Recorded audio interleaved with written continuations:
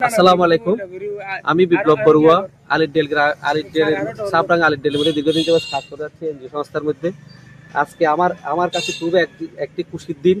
এই যে আপনারা যে তিনজনকে দেখতে পাচ্ছেন, মোহাম্মদ জসিমউদ্দিন এবং ইয়াসির আরাফাত ও জাহাঙ্গীর চৌধুরী, এরা তিন যুবক, উদীয়মান তিন যুবক কঠোর পরিশ্রমের মাধ্যমে তারা আজকে এই যে বিভিন্ন ফলজ, বনজ, ওষুধের গাছ ওরা রোপণ করতেছে।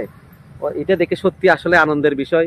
ওরা বিভিন্ন ধরনের এই যে সবজি লাগানোর জন্য কাজ করছে, বিশেষ করে চাইনিজ সবজি, তারপর চাইনিজ ক্যাবেজ এবং ক্যাপসিকাম, আবার হচ্ছে বিটরুট, এবং পাশাপাশি আরো বিভিন্ন এই যে টমেটো চাষ করতেছে এখানে, পাশাপাশি হচ্ছে ধনিয়া এবং এদিকে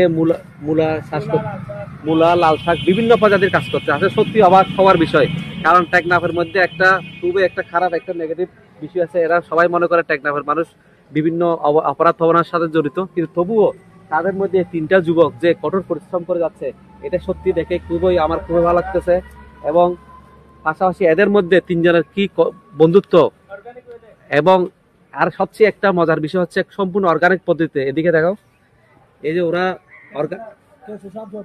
কেঁচো শাক এবং জৈব সারের মাধ্যমে এরা এই যে চাষাবাদ গুলো করতেছে, কোনো ধরনের কেমিক্যাল, কোনো ধরনের এই যে বিষ প্রয়োগ করা হয় না এখানে। সেজন্য আমরা এই উদীয়মান তিন উদ্যোক্তাকে অসংখ্য ধন্যবাদ জানাচ্ছি। পাশাপাশি যারা অন্যান্য আমাদের মধ্যে যারা এনজিও সংস্থায় বিভিন্ন লাইফ স্কিলের কাজ করেন, বিভিন্ন হচ্ছে এই লাইভলিহুড প্রোগ্রাম করেন, পাশাপাশি আপনারা চাইলে তিন যুগের মাধ্যমে আরো বিভিন্ন কাজ করতে পারবেন। এরা আসলে সত্যি অসাধারণ। সত্যি এরা, কিন্তু আমি মনে করতাম এরা এক সময় কোনো কাজের ছেলে নয়, কিন্তু এদের এই যে কাজগুলো দেখে সত্যি আমি আজ অনুপ্রাণিত। ধন্যবাদ।